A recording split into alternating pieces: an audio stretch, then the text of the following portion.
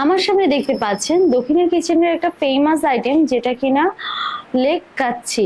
আর এই লেগ কাচ্চিতে থাকছে ডিম, একটা আস্ত খাসির লেগ, আর সাথে থাকছে আলু।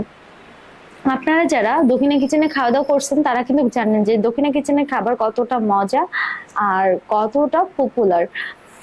আমার সামনে যে লেগ কাচ্চিটা দেখতে পাচ্ছেন, একটু দুঃখের সাথে বলতে হচ্ছে এটার প্রাইস কিন্তু বেড়ে গিয়েছে। আম, কত হয়েছে? মাত্র 420 টাকা হয়েছে। কিন্তু এটা ছিল কত সেটাই তো এখন বলবেন। এটা ছিল আগে 380 টাকা, আর সেটা এখন 420 টাকা হয়ে গেছে। কেন হয়েছে সেটা তো আপনারাই ভালো বলতে পারবেন।